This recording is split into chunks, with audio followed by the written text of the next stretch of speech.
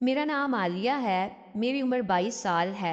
मेरी शादी हो चुकी है। मैं लाहौर में रहती हूँ। हमारे घर में मेरा शौहर और मेरा एक देवर रहता है। मेरी शादी को 2 महीने हुए हैं और तीसरे महीने मेरे शौहर दुबई चले गए थे। इन 2 महीनों के अंदर मेरी और मेरे शौहर की बहुत कम बनी।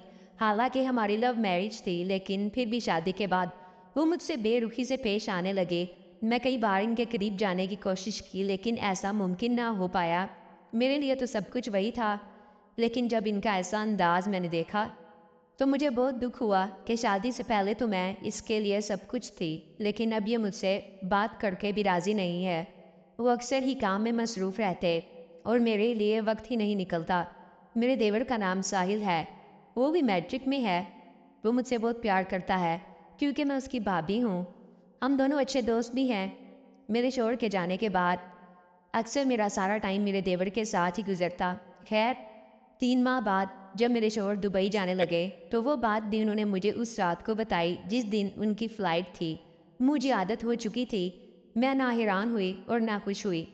मेरी तो जैसे घर में किसी को ज़रूरत ही नहीं थी और मेरा होना और ना होना दोनों ही बराबर हैं। खैर, मेरे शौहर चले गए। इनके जाने के बाद मैं बहुत अकेली हो गई थी।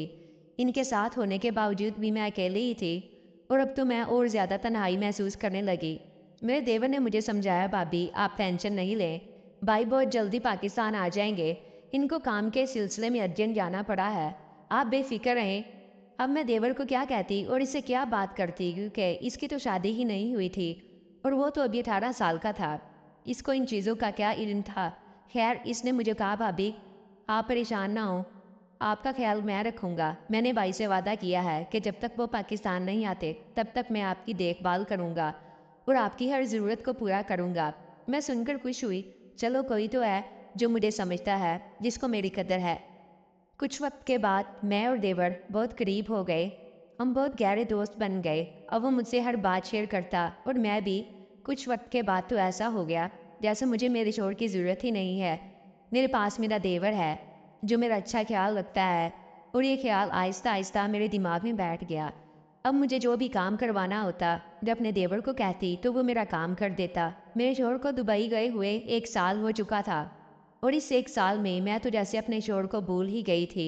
देवर मेरी कोई भी बात नहीं टालता था और मुझे इससे मोहब्बत हो गई थी। मैं जानती थी कि मेरी शादी हो चुकी है, लेकिन फिर भी मैं अपने दिल के हाथों मजबूर हो गई थी। और मैं क्या करती? इसमें मेरा कसूर भी नहीं था। जिससे प्यार करते हो, अगर वही आपका इस तरह मजाक बनाए तो फिर ऐसा करना भी कोई गलत नहीं है। अब देवर भी जवान हो चुका था। वो अक्सर शर्ट के बगैर ही घर में घूमता रहता, जिसे देखकर मेरे अंदर करंट लगना शुरू हो जाता, क्योंकि मेरी उम्र 24 साल हो चुकी थी और अभी तक मेरा शौहर पाकिस्तान नहीं आया था। मेरे पास अभी कोई औलाद भी ना थी।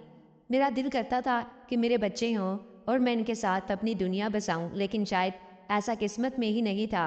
एक दिन देवर ने मुझे कहा कि मुझे एक फंक्शन पर जाना है। भाभी प्लीज़ मेरे कपड़े प्रेस कर दें। मैं देवर जी के कपड़े इस्त्री कर रही थी। जब कपड़े प्रेस हो गए तो मैं इनके रूम में इनको देने के लिए गई तो दरवाज़ा गलती से खुला हुआ था और मैंने सब कुछ देख लिया। देवर ने जल्दी से दरवाज़ा बंद किया। कुछ देर के बाद वो तैयार होकर आए और फंक्शन के लिए चले गए। रात को देवर जी जब आए तो मैंने देवर जी से पूछा कि आप खाना खाएंगे, तो देवर ने कहा, नहीं भाभी, मैं खाना खाकर आया हूँ। जब मैं जाने लगी तो देवर जी ने मुझे आवाज़ दी और कहा, भाभी मुझे आपसे एक बात करनी है। मुझे माफ़ करना, मैंने दरवाज़ा बंद नहीं किया। फिर मैंने देवर जी को कहा, नहीं ऐसी कोई बात नहीं है। देवर जी बहुत शर्मिंदा थे। मैं इनके पास गई और कहा, देवर जी आपने मेरी बहुत मदद की है। इन 2 सालों में आपने मुझे अपने भाई की कमी महसूस नहीं होने दी। मैं आपकी बहुत शुक्रगुजार हूँ और मैं भी यही चाहती हूँ। फिर मैंने देवर को, अगर आपको मेरी वीडियोज़ अच्छी लग रही हैं तो चैनल को सब्सक्राइब कर दें और कमेंट सेक्शन में अपनी राय का इजहार ज़रूर करें। शुक्रिया।